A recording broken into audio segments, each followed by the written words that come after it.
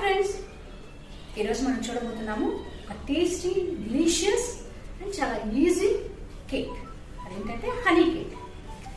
Honey cake అనగానే మనకి నోరు ఊరిపోతుంది కదండి. ఈ హనీ కేక్ పేరు వింటేనే ఎలా ఉంటుందో ఆ టేస్ట్ కూడా చాలా బాగుంటుంది. మరి దానికి కావాల్సిన ఇంగ్రీడియంట్స్ ఏదో చూద్దామా. ఫస్ట్ వచ్చేసి 3/4 cup of curd, 3/4 cup of curd, 1 full cup of sugar, 3/4 cup of oil, 2 cups of maida, కొంచెం desiccated coconut, 1/2 cup of jam. ఈ జామ్ మీరు మిక్స్డ్ జామ్ తీసుకోవచ్చు, లేదంటే స్ట్రాబెరీ జామ్ తీసుకోవచ్చు, ఏదైనా తీసుకోవచ్చు. 2 to 3 spoons of orange juice, 1/2 cup of milk, 1/2 cup of honey, 1/4 spoon of baking soda, 1 spoon of baking powder and చిన్న teaspoon of essence, vanilla essence. ఇవన్నీ మనకు కావాల్సిన వస్తువులు. మనం దీన్ని ఎలా తయారు చేసుకోవాలో చూద్దామా. ఫస్ట్ మనం ఒక బౌల్ తీసుకున్నాం. ఈ బౌల్లో ఫస్ట్ నేను 3/4 కప్ ఆఫ్ కర్డ్ వేసేస్తున్నాను. తర్వాత 1 కప్ ఆఫ్ షుగర్,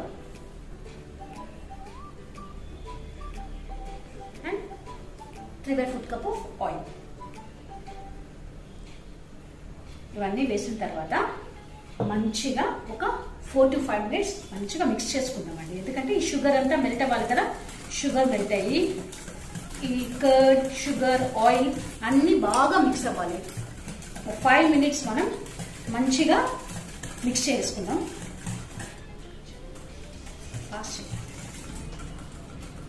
చూడండి, బాగా 5 minutes బాగా మిక్స్ చేసుకున్న తర్వాత ఈ షుగర్, ఆయిల్, కర్డ్ అంతా బాగా మెల్ట్ అయిపోయి బాగా మిక్స్ అయిపోయింది కదండి. తర్వాత మనం 2 cups ఆఫ్ మైదాని యాడ్ చేసుకుంటున్నాం.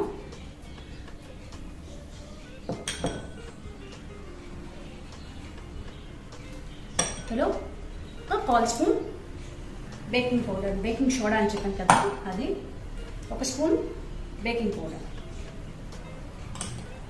కొంచెం వెనిలా ఎసెన్స్,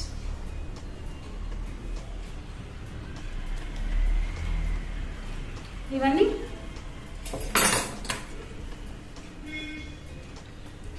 ఓవర్ మిక్స్ చేసుకోకూడదు. ఇది ఓవర్ మిక్స్ చేసేసుకుంటే రబ్బర్ లాగా, ఎలాస్టిక్ లాగా గట్టిగా వచ్చేస్తుంది. Just cut and fold method అంటే ఇలా తిప్పుకుంటూ ఇలా కలుపుకోవాలి. ఇది లంప్స్ లేకుండా, ముద్ద ముద్దగా రాకుండా నీట్గా కలుపుకోవాలి.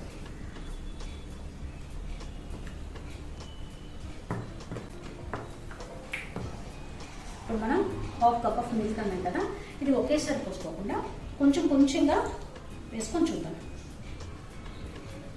అంటే మరి ఒకేసారి వేసేసుకుంటే ఒక్కోసారి అది కన్సిస్టెన్సీ తిన్నగా అయిపోతుంది. మనకి కరెక్ట్ కన్సిస్టెన్సీ ఉంటేనే కేక్ పఫీగా వస్తుంది.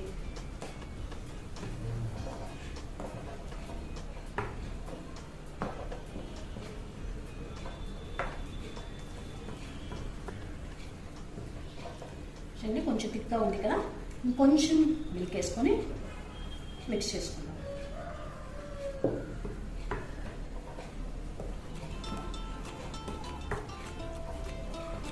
నేను ఈ ఆరెంజ్ జ్యూస్ని కూడా యాడ్ చేస్తున్నాను. ఒక 2 స్పూన్స్ ఉంటుందండి, అంటే ఎక్కువ లేదు. ఇది జస్ట్ వచ్చేసి ఫ్లేవర్ కోసం, ఇది ఆప్షనల్.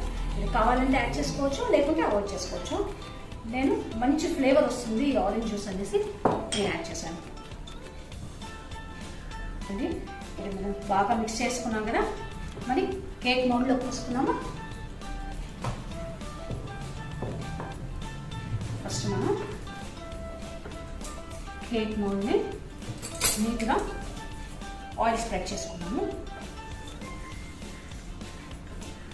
ఇలా నీట్గా ఆయిల్ స్ప్రెడ్ చేసుకొని అన్ని సైడ్స్ కూడా స్ప్రెడ్ చేసుకోండి, ఎందుకంటే కేక్ పఫీగా వస్తుంది కదా, ఈజీగా టచ్ అవ్వకుండా నీట్గా వచ్చేస్తుంది. ఓకే, ఇప్పుడు బటర్ పేపర్ తీసుకొని మనం నీట్గా లోపల బటర్ పేపర్ అరేంజ్ చేసుకొని దానికి కూడా ఇలా ఆయిల్ చేసుకుందాం.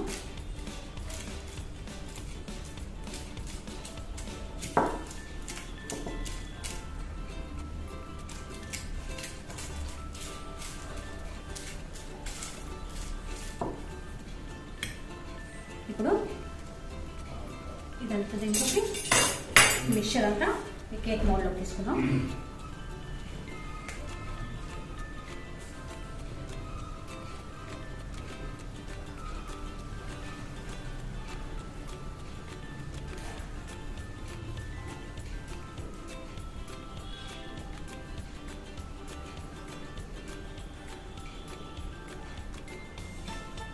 చూడండి, కన్సిస్టెన్సీ చూడండి, కరెక్ట్గా ఈ కన్సిస్టెన్సీలో ఉండేలాగా చూసుకోండి.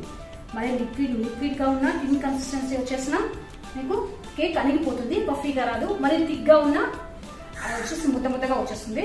అందుకని కరెక్ట్గా ఈ కన్సిస్టెన్సీలో తీసుకోండి.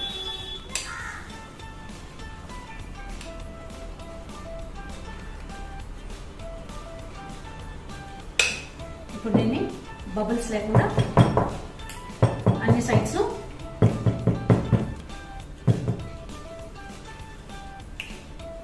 నీట్గా వచ్చేలా 3 to 4 times ఇలా ట్యాప్ చేసుకోండి. ఇప్పుడు మనం దీన్ని ప్రీ హీటెడ్ మనం మామూలుగా చూస్తాం కదండి, ప్యాన్ని ఫస్ట్ 5 minutes అసలు ప్రీ హీట్ చేసుకుందాము. ప్రీ హీట్ చేసుకొని దీన్ని అందులో పెట్టేద్దాం. ఓకే అండి, మనం ముందుగా 5 minutes ప్రీ హీట్ చేసుకుందాము ప్యాన్ని.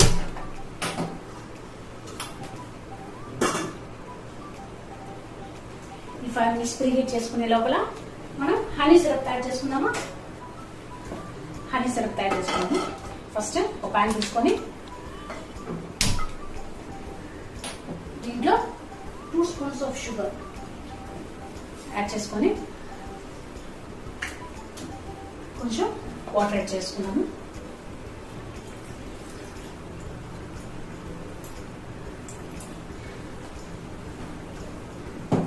బాగా హైలో మరగనివ్వండి, ఎందుకంటే కొంచెం లైట్ థిన్ స్టిక్కీగా వచ్చే వరకు ఇది కొంచెం బాయిల్ అవనివ్వండి.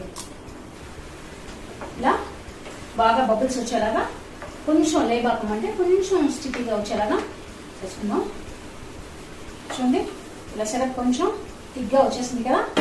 మనం దీంట్లో 3/4 కప్ హనీ వేసుకుందాం.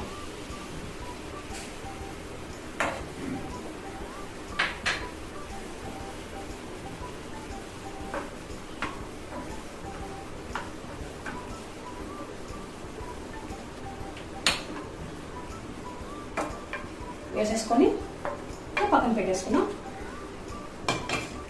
5 minutes అయిపోయింది కదండి ప్రీ హీట్ అయ్యి. ఇప్పుడు కేక్ దీంట్లో పెట్టేసుకొని మీడియం ఫ్లేమ్లో 40 to 45 minutes అవుతుందండి. మీరు పేషెన్స్గా వెయిట్ చేయాలి. మీడియం ఫ్లేమ్లో పెట్టుకొని హై ఫ్లేమ్లో పెట్టుకోకండి, లోపలంతా ముద్దగా ఉంటుంది, పైన మాత్రం మాడిపోతుంది. అందుకని మీడియం ఫ్లేమ్లో 40 to 45 minutes హీట్ చేసుకోండి. ఇప్పుడు మనం హనీ సిరప్ చేసుకున్నాం కదండి, మనం ఇప్పుడు జామ్ మిక్చర్ తయారు చేసుకున్నాం. నేను ముందే చెప్పాను కదండి, 1/2 cup జామ్ తీసుకొని ఇలా మంచిగా మెల్ట్ చేసుకోవాలి. మీడియం ఫ్లేమ్లో మెల్ట్ చేసుకోండి.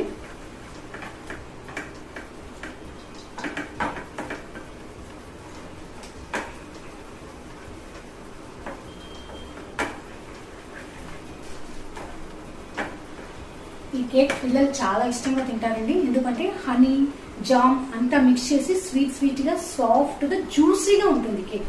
మిగతా కేక్స్ అన్ని కొంచెం గట్టిగా ఉంటాయి కదా, కానీ ఇది మాత్రం కొంచెం జ్యూసీగా వస్తుంది, చాలా బాగా వస్తుందండి. పిల్లలు చాలా ఇష్టంగా తింటారు, ఎందుకంటే పిల్లలకి జామ్ అంటే చాలా ఇష్టం కదా. ఈ హనీ కేక్ మీరు మీ ఇంట్లో ట్రై చేసుకోండి, పిల్లలే కాదు మీరు కూడా ఎంతో ఇష్టంగా తింటారు.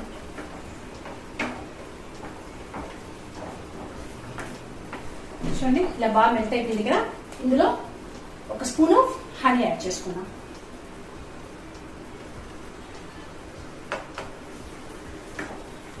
అంతే అండి, 2 minutes లో జామ్ మిక్చర్ రెడీ అయిపోయింది. చూడండి బాగా మెల్ట్ అయిపోయింది కదా. ఇలా లిక్విడ్ లాగా లిక్విడ్ కన్సిస్టెన్సీలో వచ్చే వరకు మనం మంచిగా మెల్ట్ చేసుకోవాలి.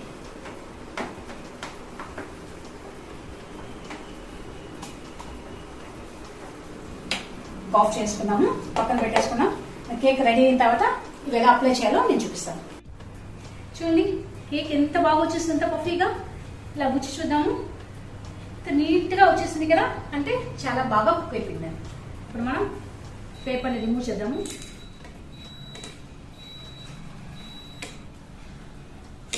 బటర్ పేపర్ని రిమూవ్ చేసేసి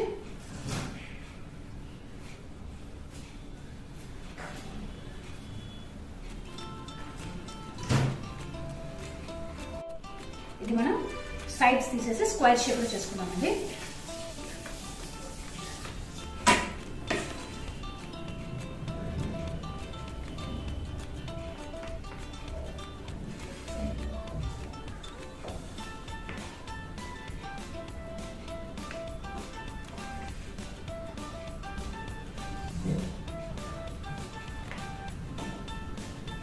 ఈ సైడ్స్ ని మళ్ళీ డిఫరెంట్ గా మనం వేరే షేప్ లో చేసుకోవచ్చు. ఇప్పుడు హనీ కేక్ కాబట్టి సైడ్స్ నేను తీసేసాను.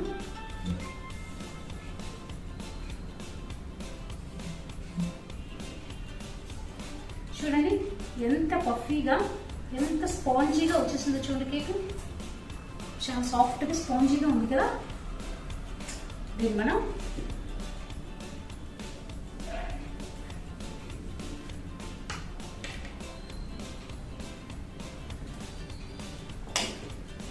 దీన్ని ఫుల్గా పోక్ చేసుకుందాం.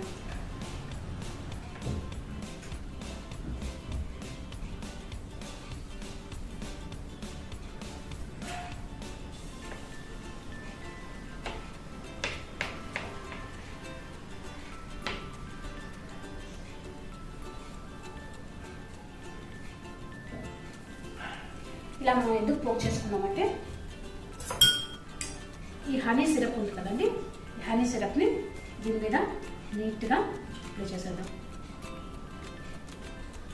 అప్లై చేసేసి ఒక 5 to 10 minutes అలా ఉండారంటే ఇది బాగా ఆ హోల్స్లో నుంచి బాగా ఎంబెడ్ అయ్యి లోపలికి వెళ్ళిపోయి మంచిగా సాఫ్ట్గా జ్యూసీగా అయిపోతుంది. ఇలా మంచిగా ఈ హనీ సిరప్ని బాగా ఫుల్గా అప్లై చేసేద్దాం.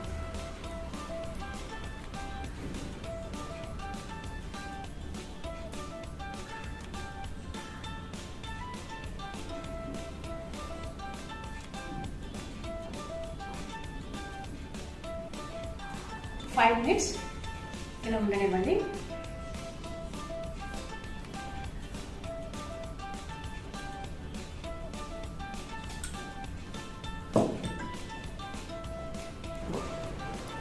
చూడండి ఈ జామ్ని ఇలా థిక్ లేయర్గా దీని మీద మంచిగా పూసేయండి.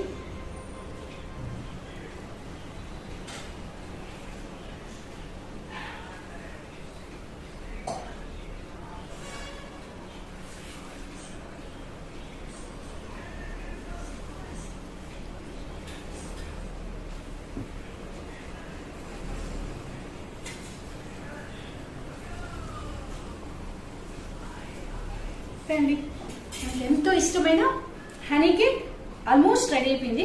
ఒక 10 minutes అలా డ్రై అవ్వనివ్వండి. తర్వాత మంచిగా కట్ చేసుకొని నోరూరే హనీ కేక్ హ్యాపీగా సర్వ్ చేసుకొని ఎంజాయ్ చేయొచ్చు. దీని మీద బిస్కెట్ కోకోనట్ అలా స్ప్రెడ్ చేసుకోండి. 10 minutes అయిపోయింది కదా, జామ్ అంతా బాగా కేక్కి పట్టేసింది. ఇప్పుడు చూడండి ఎంత బాగుందో చూడడానికి కాదండి, టేస్ట్ కూడా చాలా చాలా ఎమ్మీగా జ్యూసీగా చాలా బాగుంటుందండి. మీరు తప్పకుండా ఇంట్లో ట్రై చేయండి, మీకు బాగా నచ్చుతుంది. మీకే కాదు మీ పిల్లలకి, మీ ఇంట్లో అందరికీ బాగా నచ్చుతుంది. చూడండి ఎంత బాగుందో, మన బేకరీస్లో చూసే కేక్ లాగా బేకరీస్ లో మనం కొనుక్కునే కేక్ లాగా చాలా బాగుంది కదా. ఇప్పుడు మనం దీన్ని స్లైసెస్ గా కట్ చేసుకుందాం.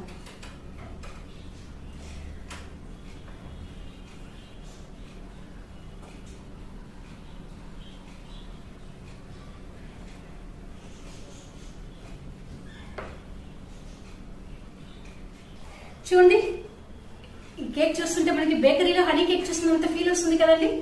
చూడండి ఎంత సాఫ్ట్ గా, ఎంత బాగుందో, చాలా కలర్ఫుల్ గా ఉంది కదండి. సరే, మీరు మీ ఇంట్లో తప్పకుండా ట్రై చేయండి. ఇప్పుడు నచ్చినట్టయితే షేర్ చేయండి, లైక్ చేయండి, సబ్స్క్రైబ్ చేయండి. మరి నెక్స్ట్ వీక్ ఇంకొక వీడియోలో ఇంకొక కొత్త వెరైటీ డిష్తో మళ్ళీ కలుద్దాం. బాయ్.